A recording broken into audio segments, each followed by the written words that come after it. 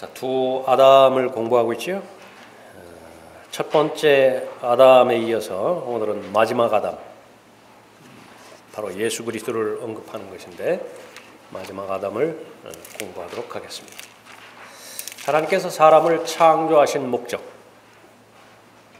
그것은 바로 이 세상을 다스리고 통치하게 할 목적으로 사람의 하나님의 형상을 따라서 사람을 만드셨죠. 이 세상을 천사들의 손에 맡기지 않으셨던 것입니다. 창세기 1장 26절에서 하나님께서 말씀하시기를 우리의 형상대로 우리의 모습을 따라 사람을 만들자. 그리하여 그들로 바다의 고기와 공중의 새와 가축과 모든 땅과 땅 위를 기어 다니는 모든 기는 것을 다스리게 하자. 창조된 목적은 바로 하나님의 통치권을 위임받아서 이 땅을 창조하게 하는 것이었죠. 그러나 아담이 창조될 때에 자신이 창조된 배경에 대해서는 무지하였습니다. 하나님에 대해서 인식하고 하나님께서 계시해 주시는 것을 잘 알았지만은 하나님의 원수인 마귀의 실체와 또 마귀의 계획과 마귀의 목표에 대해서는 무지했었죠. 첫 번째 아담은 바로 하나님의 말씀에 불순종함으로 인해서 타락하게 되었습니다. 하나님의 원래의 계획, 이 땅을 하나님의 형상대로 만들어진 사람으로 가득 채우는 그 목적, 첫 번째 사람의 실패로 인해서 그 하나님의 계획이 그럼 좌절되고 수포로 돌아가는 것인가? 하나님의 계획에는 차질이 없습니다. 그래서 그 하나님의 계획을 이루실 목적으로 이제 마지막 아담을 내려 보내신 것이죠. 필연적입니다. 첫 번째 아담의 타락으로 마지막 아담이 오시는 것은 필연적이 된 것입니다. 문제는 이 타락한 피조물은 스스로의 능력으로는 스스로를 구원할 수 없다라고 하는 데 있죠. 그래서 마지막 아담이신 예수 그리스도께서 내려오셔야만 되었던 것입니다. 예수 그리스도께서 내려오실 때에 반드시 사람의 몸을 입고 내려오셔야만 됐습니다. 왜 사람으로 오셔야만 되었는가? 사람이 실패한 그 실패를 회복시키기 위해서는 반드시 사람이 되어야만 되었던 것입니다.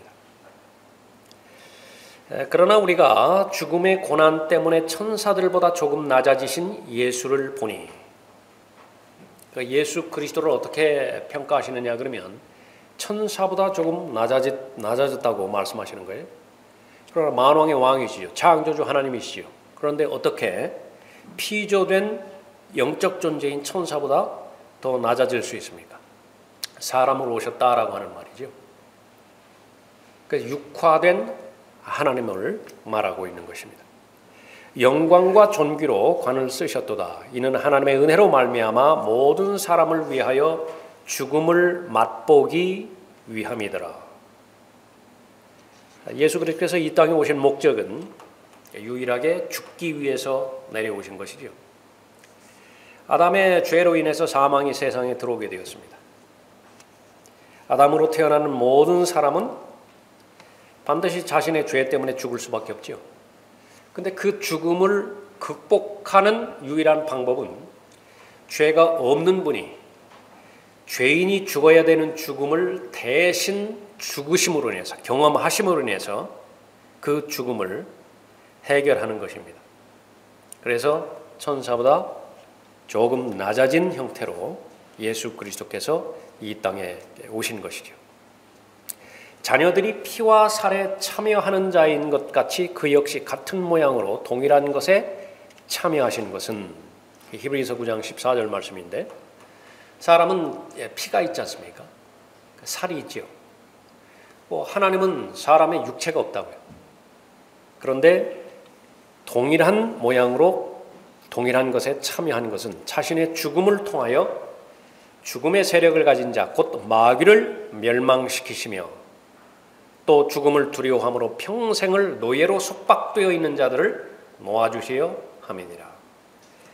오신 목적은 죽기 위해서 오신 것인데 죽음을 통과함으로 인해서 두 가지 목적이 실현이 되어집니다. 첫 번째는 죄들을 없애실 수 있고요. 예수 그리스도께서 이 땅에 오신 목적은 죄를 없애기 위해서 오셨다고요.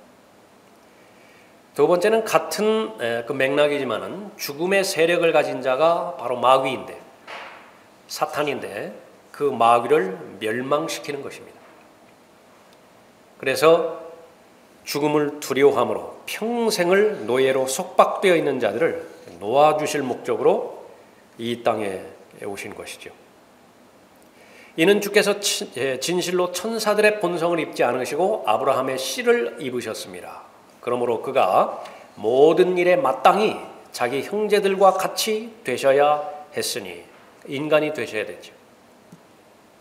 이는 하나님과 관련된 일들에 자비롭고 신실한 대제사장이 되셔서 백성의 죄들을 위해 화해를 이루려 하심이라 말씀하고 있습니다. 그 부분들은 미리 이 하나님의 말씀을 통해서 사람이 어떠한 그 조건에서 어떠한 상태로 창조되었는가, 그것을 하나님의 말씀에 미리 기록하고 있죠.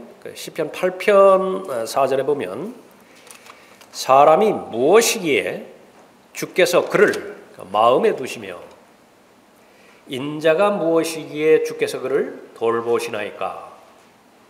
주께서 그를 천사들보다 조금 낮게 지으셨으며 영화와 존귀로 그에게 관을 씌우셨도다.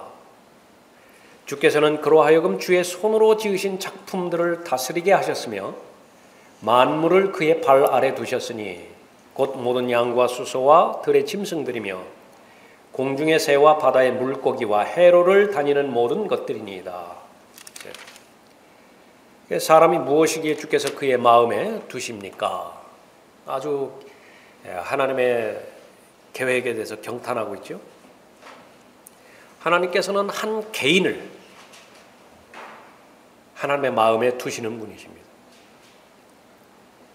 한 사람에게 하나님께서 관심이 있으시는 분이시죠. 마음에 새기시고 또 사람을 존중하십니다. 그것이 창조의 목적입니다. 인자라고 표현을 하죠. 인자가 무엇이기에 주께서 그를 돌보시나이까? 사람을 말하는 것인데, 인간을 말하는 것인데, 이것은 이 세상을 통치하는 왕에 대한 신분이에요. 인자라고 하는 말은. 그러니까 처음에는 아담이 인자였죠. 사람이었습니다. 그래서 바로 바다를 포함해서 이 지상의 영역, 또 대기권의 영역 전체를 통치하고 군림할 수 있는 통치권을 허락해 준 것이죠. 그러나 그 첫 번째 사람이 실패했을 때 예수 그리스도께서 이 땅에 오셨는데 그분의 이름 두 가지가 있죠. 하나는 하나님의 아들입니다. The Son of God. 또 하나는 인자이죠. Son of Man.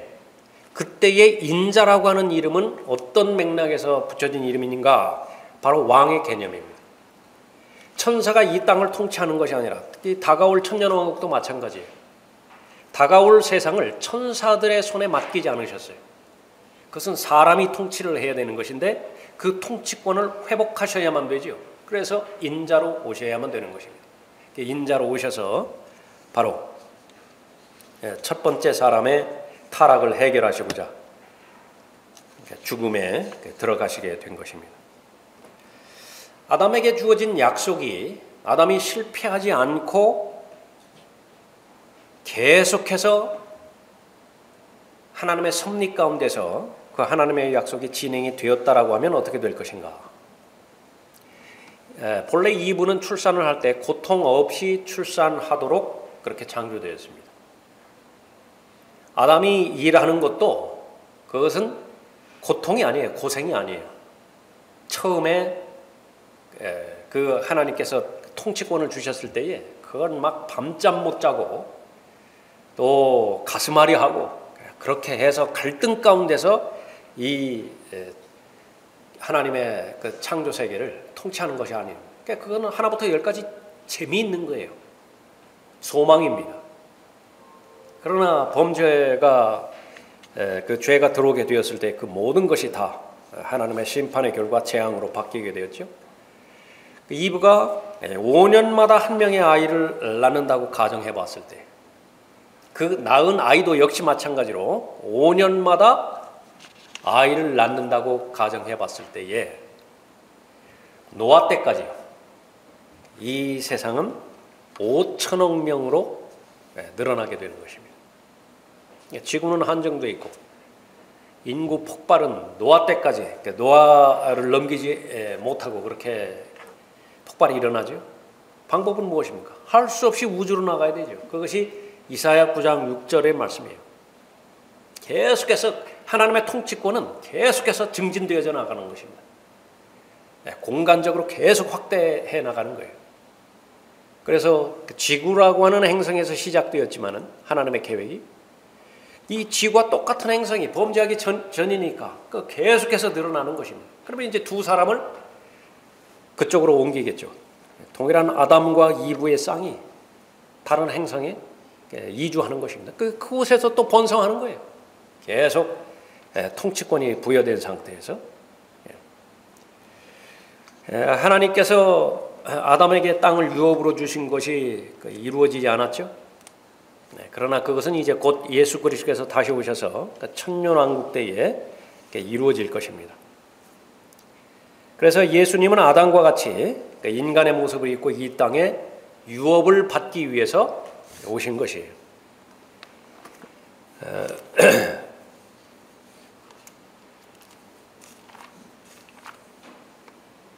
그분께서는 우리가 말하는 바 오는 세상을, 천년왕국이죠, 천사들의 지배에 맡기지 아니하셨으니 누군가가 어느 곳에선가 증거하여 말하기를 사람이 무엇이기에 주께서 그를 마음에 두시며 인자가 무엇이기에 주께서 그를 돌보시나이까. 아까 살펴봤던 시편 8편 말씀이에요. 또 시편 144편에서도 동일한 내용을 기록하고 있죠. 주께서 그를 천사들보다 조금 낮게 지으셨고 그를 영광과 존귀로 관을 씌우셨으며 주의 손으로 하신 일들을 그에게 넘겨주셨고 만물을 그의 발 아래 복종케 하셨나이다라고 하였느니라 말씀하고 계십니다. 그래서 인자로 불려지는 예수님의 이름, 그것은 인간에게 주신 땅에 대한 약속을 성취하는 그런 이름이었습니다. 그런데 로마서 5장 14절에 보니까 아담은 오실 분의 모형이라고 말씀하고 있죠. 하나님께서는 아담이 죄 지을 것을 알고 계셨던 것입니다. 그래서 예수 그리스도를 이 땅에 보내시기로 그렇게 결정을 하셨죠. 때가 되었을 때에 율법 아래에 나게 해 주시고 또 여자 아래에 나게 해 주셔서 첫사람에게 주셨던 이 본래의 계획, 그것을 이제 실현하시는 것입니다. 예수님께서 왕이 되기 위해서 인자로서 그 통치권을 수행하기 위해서는 먼저 인간으로서 그렇게 죽으셔야만 되었던 것입니다. 또 히브리서 9장 13절에 보면 황소와 염소의 피와 암송아지의 제도 불결한 자들에게 뿌려 그 육체를 정결케 함으로써 거룩하게 한다면 하물며 영원하신 성령을 통하여 흠없는 자신을 하나님께 드린 그리스도의 피가 어찌 죽은 행실에서 너희 양심을 정결케 하여 살아계신 하나님을 섬기게 하지 못하겠느냐. 구약에서 수많은 황소와 염소의 피가 흘려졌었죠. 그것은 모형이었습니다. 하나님의 어린 양으로 오실 예수 그리스도께서 피 흘려주실 것을 바로 예표한 것이죠. 그래서 요한복음 1장 29절에서 침례인 요한이 예수 그리스도를 향하여 말씀하고 있죠. 보라, 세상 죄를 제거하는 하나님의 어린 양이라. 구약의 성도들은 황소와 염소들의 피로 죄가 용서되었죠. 그러나 구약의 성도들은요, 하나님께서 바로 유업을 상속받을 것을 약속하셨습니다. 그러나 조건이 있는데 죄 문제가 근원적으로 원천적으로 해결되지 않는 상태에서는 유업은 받지 못해요. 그래서 잠정적인 구원에만 머물러 있는 것이 바로 구약의 구원입니다. 죄 사함이에요. 죄 사함. Remission of sin이라요. 그래서 죄만 용서받았어요. 그렇기 때문에 구약 성도들은 죽은 다음에 하늘로 가지 못하고 죄만 용서받았으니까 지하에 있는 낙원으로 아브라함의 품으로 갖게 되었죠. 그래서 지하에 있는 구약 성도들도 기다리는 것이 있었는데 예수 그리스도의 보배로운 피가 흘려질 것을 기다리고 있었던 것이, 마침내 예수 그리스도의 피가 흘려졌죠. 그 예수 그리스도의 피는 황소와 염소의 피가 할 수 없는 것을 할 수 있는 기능이 하나 있었습니다. 그 무엇입니까? 제거하는 것이다. Take away. 빼앗아 가는 것이, 완전히 제거하는 것이. 그 역할은 바로 예수 그리스도의 보혈만 할 수 있습니다. 그 결과 어떻게 된 것이냐? 구약의 성도들이 이제서야 바로 이 하나님의 약속의 내용, 그 언약의 내용이죠. 그 유업을 받을 수 있는 조건이 형성된 것입니다. 잘 들어보십시오. 그런 맥락에서 하물며 영원하신 성령을 통하여 흠없는 자신을 하나님께 드린 그리스도의 피가 어찌 죽은 행실에서 너희 양심을 정결케 하여 살아계신 하나님을 섬기게 하지 못하겠느냐? 이런 연유로 그는 새 언약의 중보자시니, 신약이죠. 이는 첫 언약 때에 범죄한 것들을 구속하시려고. 첫 언약 때에 범죄한 구약 성도들이죠. 그래서 구속한다. 그래서 예수 그리스도의 보혈이 가능하게 하는 것은 redemption입니다. 죄들을 용서할 뿐만 아니라 구속하기까지 한다. 구속하시려고 죽으심으로써 부르심을 받은 자들로 그 영원한 유업의 약속을 받게 하려는 것이라. 그 영원한 유업을 구약 성도들도 받아야 되는데 예수 그리스도의 보배로운 피가 흘려짐으로 인해서 받게 되어지는 것입니다. 육체의 생명은 피에 있죠. 레위기 17장 11절에 의하면. 그래서 피를 먹는 것은 율법 전이나 율법 아래서나 은혜 아래서나 모두가 다 철저하게 금지하고 있습니다. 육체의 생명은 피에 있어요. 그래서 피를 마시는 것은 생명을 먹는 것과 같은 것이라. 예수 그리스도 안에 있는 생명, 그것은 영원한 생명이죠. 사람 안에 있는 생명, 그것은 죽을 생명이에요. 예수 그리스도 안에 있는 생명은 죽지 않을 생명이라. 그런데 그 생명은 무엇에 달려있다고 말씀하셨냐면 피에 달렸다고 말씀하셨죠. 그래서 피가 다르다고요. 그러니까 예수 그리스도 안에 있는 피는 사람 안에 있는 피와 다른 것입니다. 그래서 사도행전 20장 28절에 의하면 바로 그 피는 사람의 피가 아닌 하나님의 피로죠. 하나님의 피라고 말씀하셨죠. 그래서 이 땅에서 증거하는 것 셋이 있습니다. 하늘에서 증거하는 분 세 분이 계시죠. 근데 그 가운데 하나가 피예요. 예수께서 하나님의 아들이심을 믿는 자 외에 세상을 이기는 자가 누구냐? 이분은 물과 피로 오신 분. 물로 오셨다라고 하는 것은 육체적 출생을 통해서 오셨다라고 하는 분이죠. 피로 오셨다라고 하는 것은 사람의 피가 아닌 하나님의 피를 가지고 오셨다라고 하는 분이죠. 물과 피로 오신 분, 곧 예수 그리스도시라. 물로만이 아니라 물과 피로니라. 증거하시는 이는 성령이시니 성령은 진리시기 때문이라. 그러니까 두 영역에서 증거하고 계시는 것인데 이 땅에서 증거하시고 또 하늘에서 증거하신다. 우선 하늘에서 보면 이는 하늘에서 증거하시는 이가 세 분이시니 아버지와 말씀과 성령이시여. 요한일서 5장 7절 말씀이죠. 삼위일체라고 해요. 삼위일체. 삼위일체는 요한일서 5장 7절을 보고 말씀하시는 것인데 변개된 성경에는 다 빼버렸죠. 이 부분. 예수 그리스도를 피조된 신으로 보는 여호와의 증인의 뿌리가 이 말씀을 견디지 못했던 것입니다. 그러니까 다른 성경에는 없어요. 요한일서 5장 7절이. 이는 하늘에서 증거하시는 이가 세 분이시니 아버지와 말씀과 성령이시요 이 세 분은 하나이십니다. 이번에 땅에서는 또 땅에서 증거하는 것도 셋이니 성령과 물과 피요 이 셋은 하나 안에서 일치하느니라. 그런데 이 증거가 하나님의 증거라고 언급하는 것입니다. 계속 강조하는 것이에요. 만일 우리가 사람의 증거를 받아들일진데 왜 안 그렇겠습니까? 법정에서 두 사람의 증인만 있으면 그것은 물질적 증거, 객관적인 증거로 받아들이잖아요. 법정이. 근데 그것도 사람의 증거를 그렇게 받아들일진데 하나님의 증거는 더욱 크나니 이는 이것이 하나님께서 자기 아들에 관하여 증거하신 그분의 증거이기 때문이라. 그래서 하나님을 믿는 자는 영생이 있는 거예요. 하나님께서 보증해 주셨다. 증거해 주셨어요. 하나님의 아들이 없는 자는 영생이 없는 것이죠. 자, 그것이 이제 그 교제의 첫 번째 그 부분들을 만난 것입니다. 다시 교제로 돌아가셔서 한번 보십시오. 그 맥락에서 쭉 정리를 하죠. 첫 번째 아담의 타락으로 마지막 아담의 오심이 필연적이 되었다. 타락한 피조물은 스스로의 능력으로는 스스로를 구원할 수 없다. 그 외부의 능력으로 구원받을 수밖에 없다. 그러므로 어떤 인간도 인류를 구원할 수 없다. 인간의 구원에는 하나님의 간섭하심이 필연적이다. 그러나 구속주는 아담과 같은 본성을 지녀야 한다. 반드시 사람이어야만 하는 것이다. 이것 때문에 구속주는 인간으로 태어나야만 하고 죄의 오염으로부터 자유로워야 한다. 이를 충족시키는 것이 처녀 출생이다. 동정녀 생이에요.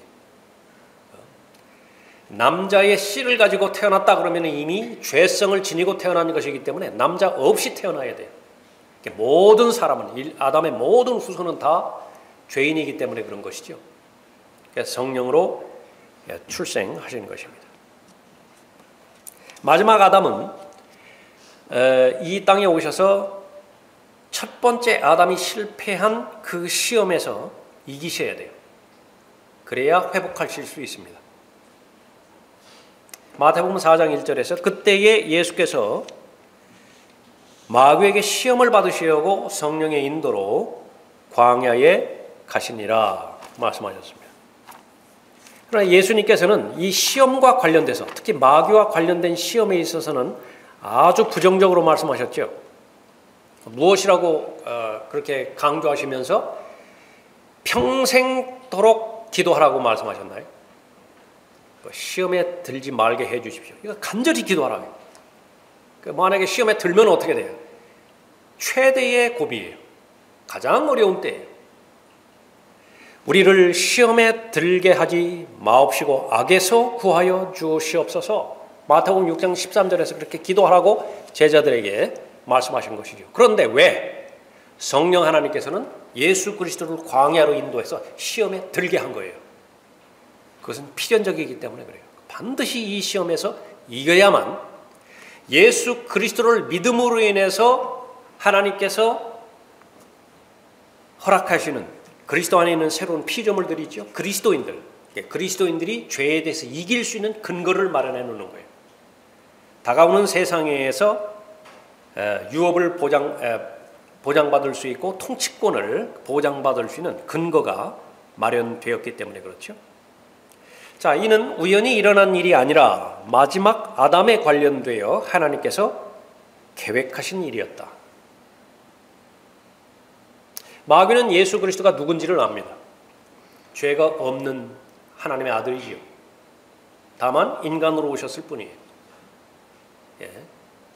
이것은 마귀가 계획한 것이 아닙니다.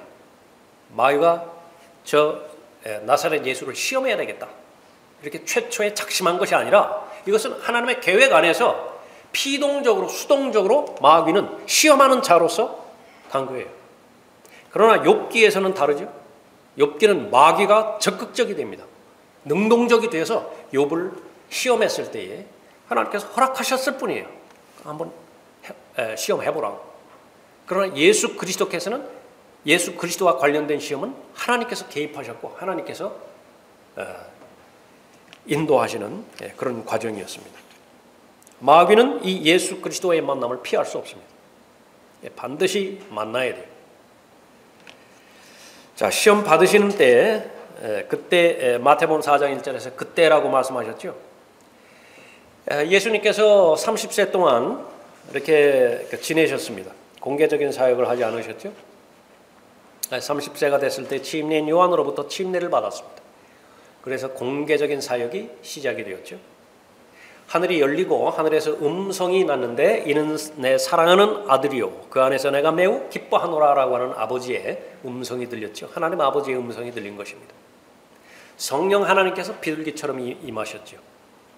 그래서 이제 본격적으로 하나님의 아들로서 선포가 되었고 그 다음에 하실 말씀은 회개하라 천국이 가까이 왔느니라 라고 하는 부분이에요. 이 지상의 왕국, 바로 아담에게 약속하셨는데 아담이 범죄함으로 인해서 그것이 노아에게 넘어갔죠. 노아가 범죄하자 또 아브라함에게 넘어갔죠. 그렇게 해서 계속해서 넘어갔던 그 연기되었던 그 왕국이 이제 비로소 가까이 왔다. At hand. 가까이 왔어요. 문제는 무엇만 하면 되는 것이냐 그러면 그 왕국을 받아들일 준비만 하면 되는 것입니다. 회개하라. 천국이 가까이 왔느니라. 천국에는 왕이 있어야 되죠. 천국에는 국토가 있어야 되죠. 왕국이 있어야 되죠. 또 천국에는 헌법이 있어야 되죠. 그래서 헌법은 마태복음 5장, 6장, 7장 그것이 천년왕국의 헌법으로 수립이 되어 있고 이제 왕이신 천년왕국의 왕이신 예수 그리스도께서 나타나신 것입니다. 바로 그 직전에 이제 첫 번째 메시지를 천년왕국에 대한 메시지를 증거해야 되는데 증거하기 전에 왕으로서의 자격을 이제 시험하는 것입니다. 그때에라고 하는 것이 바로 그 부분이에요. 시험 받으신 때 하나님의 아들로 선포된 직후이다.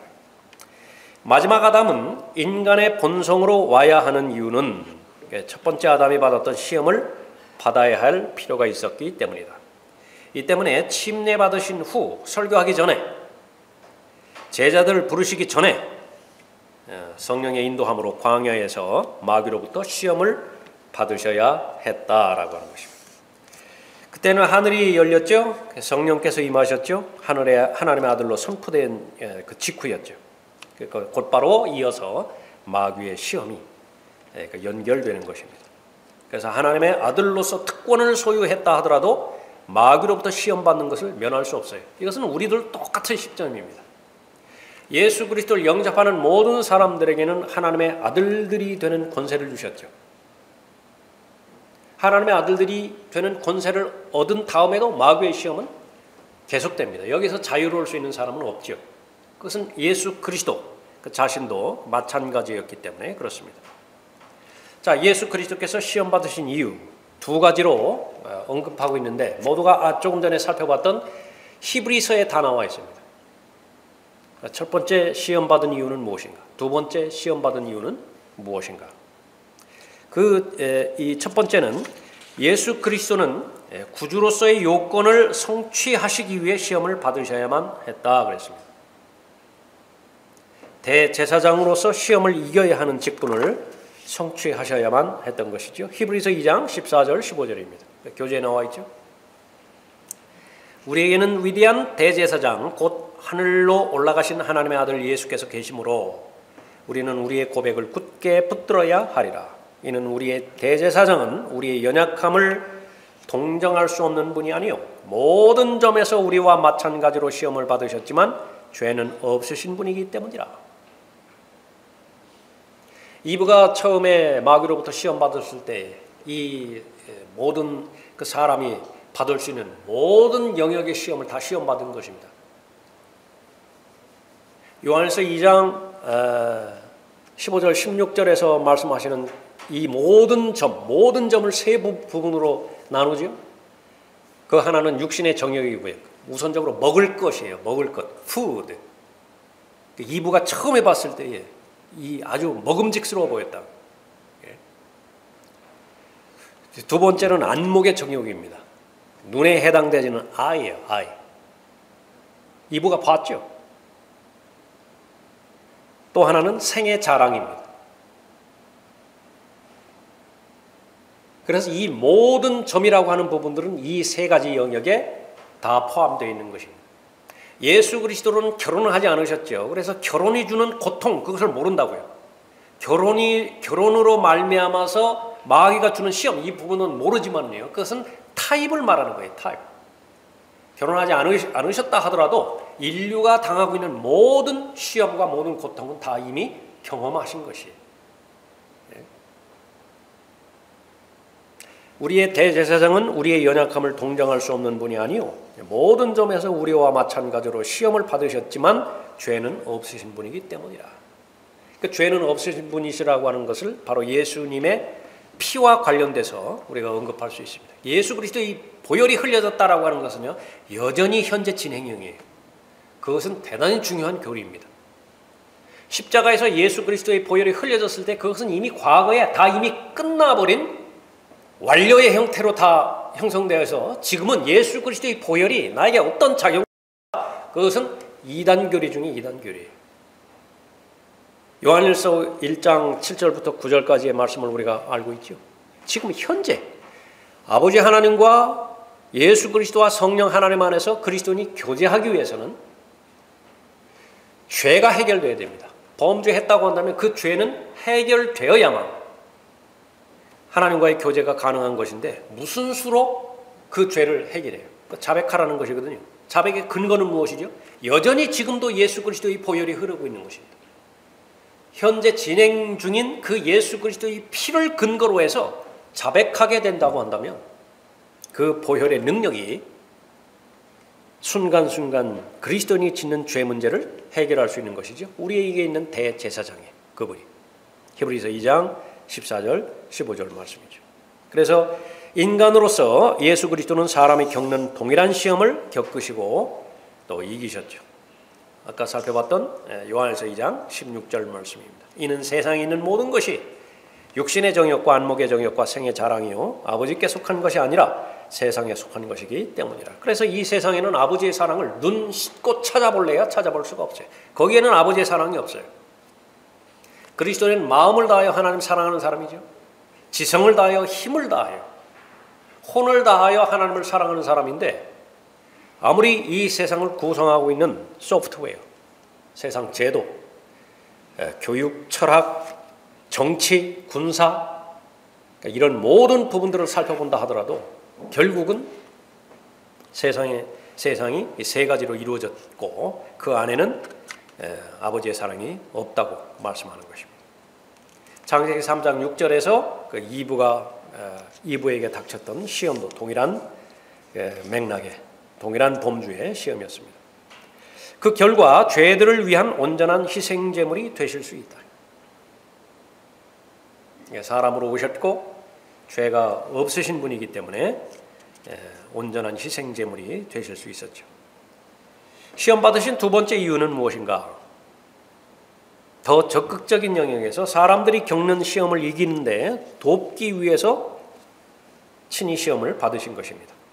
히브리서 2장 18절에서 그가 이 일에 친히 시험을 받아 고난을 당하셨으므로 그 결과는 무엇이에요? 시험 받는 자들을 능히 도와주실 수 있느니라. 모든 사람이 겪는 시험을 경험하셨고 그 시험의 실체를 모두 알고 계시는 것이죠. 예수 그리스도께서 육신으로 나타나시기 전까지는요, 하나님은요 사별의 고통을 모르신다고요. 육신으로 나타나시기 전까지는요, 하나님은 죄가 가져다주는 마음의 갈등을 모르신다고요. 그러나 예수 그리스도께서 이제 사람으로 오셔서 똑같이 사람처럼 되셨잖아요. 모든 고통을 다 경험하신 것입니다. 그래서 그 예수 그리스도를 통해서 모든 사람은 도움을 받을 수가 있는 것입니다. 죄의 형벌뿐만 아니라 죄의 통치로부터 구원하기 위해 시험 받으셨다. 그 십자가에서 예수 그리스도의 고난이 가져다주는 그 결과는 두 가지로 분리를 한다고 한다면 첫 번째는 죄의 삭은 사망이죠. 그 사망 다음에는 하나님의 심판을 받아서 지옥의 영원한 형벌에 처하게 되었죠. 그 지옥의 형벌을 단번에 영원히 해결해 주는 것입니다. 그러나 우리가 구원받았을 때 혼은 지옥의 형벌로부터 구원받았지만요, 죽었던 영은 다시 살아나서 거듭났지만요, 몸을 구성하고 있는 세 번째 요소, 이 육신, 몸은 전혀 간섭받지 않았다. 구원받기 전이나 구원받은 후나 이 몸의 속성은 똑같은 것이에요. 몸이 변화되지 않았기 때문에 여전히 마귀가 공격을 하면 사람의 선택에 따라서, 결정에 따라서, 믿음은 선택이에요. 믿음은 결정이라, 결정하는 것이에요. 선이 다가오고 악이 다가왔다. 그럼 선을 붙잡고 악을 배제시키라고 하나님께서 말씀하셨는데 내가 거꾸로 해버릴 수 있는 것이에요. 얼마든지. 그래서 내가 악을 붙잡았죠. 그것은 죄가 존재하기 때문에 그렇습니다. 죄는 위협을 해요. 사람에게 공갈과 협박을 가하죠. 그것이 1차적이고 그것이 들어먹히지 않았을 때는 이제 미인계를 쓰는 거예요. 미혹하는 것입니다. 덫을 놓고 함정을 놓고 미끼를 던지는 것이죠. 그 죄의 위협으로부터, 죄의 공격으로부터 구원하기 위해서 예수 그리스도는 시험하셨어요. 그래서 죄의 형벌뿐만 아니라 죄의 통치로부터 구원하기 위해 시험 받으신 것입니다. 시험 받은 장소가 어디입니까? 광야랄까요? 광야. 첫 번째 아담이 시험 받았던 장소는 파라다이스죠. 낙원입니다. 낙원. 부족한 것이 없는 완벽하게 갖춰진 곳이. 그곳에서 시험을 받았는데 타락해버렸어요. 반면에 마지막 아담이 시험 받은 것은요, 들짐승만 겨우 살 수 있는 곳이에요. 물도 없고 먹을 것도 없고.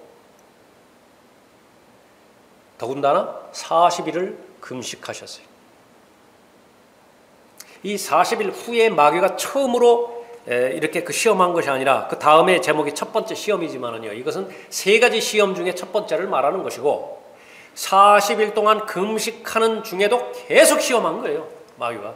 예수 그리스도는 지금 지칠 대로 지치신 겁니다.